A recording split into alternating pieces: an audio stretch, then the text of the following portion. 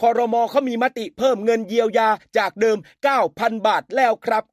เป็นยังไงรายละเอียดว่ายังไงว่าอย่างนี้ครับมาฟังกันโดยนายอนุทินชาญวีรกูลนายกรัฐมนตรีและรัฐมนตรีว่าการกระทรวงมหาดไทยห่วงใยพี่น้องประชาชนในสถานการณ์น้ำท่วมแบบนี้ในบางพื้นที่ที่มีน้ำท่วมยาวนานกว่า6เดือนกันเลยทีเดียวการเยียวยาในช่วงที่ผ่านมานั้นเป็นการเยียวยาครั้งเดียว 9,000 บาทครับสำหรับพื้นที่ที่มีน้ำท่วมเกิน30 วันจึงได้นำเรื่องเหล่านี้เข้าสู่ที่ประชุมคณะรัฐมนตรีซึ่งครม.ก็ได้มีการพิจารณาแล้วเห็นว่าสถานการณ์อุทกภัยในครั้งนี้มีความรุนแรงจึงได้ทบทวนหลักเกณฑ์บางส่วนภายใต้กรอบวงเงินเดิมโดยเพิ่มประเภทผู้ได้รับผลกระทบเพิ่มนั่นก็คือกลุ่มที่ไม่ได้อาศัยอยู่ในพื้นที่น้ำท่วมขังแต่ว่าเป็นพื้นที่โดยรอบที่ได้รับผลกระทบต่อการใช้ชีวิตแม้จะไม่ได้แช่น้ำแต่ถูกน้ำล้อมบ้านแบบนี้แหละครับการเดินทางก็ได้รับผลกระทบก็จะได้รับเงินเยียวยา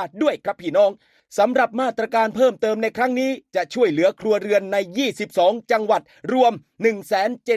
171,302 ครัวเรือนที่ประสบปัญหาน้ำท่วมขังนานๆโดยใช้เงินในกรอบงบประมาณเดิมและกำหนดจ่ายแบบขั้นบันไดตามจำนวนวันที่น้ำท่วมขังดังต่อไปนี้ครับ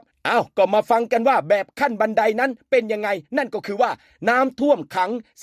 31-60 วันอันนี้จ่ายครัวเรือนละ 5,000 บาทน้ำท่วมขัง 61-90 วันอันนี้จ่ายครัวเรือนละ 10,000 บาทแต่ถ้าน้ำท่วมขัง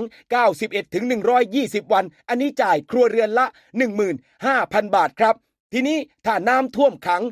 121วันขึ้นไปอันนี้จ่ายครัวเรือนละ 20,000 บาทครับพี่น้องนี่แหละครับแบบขั้นบันไดทั้งนี้ทั้งนั้นหากประชาชนที่ถูกน้ำขังมากกว่า4เดือนขึ้นไปก็จะได้รับการเยียวยาทั้งสิ้นครัวเรือนละ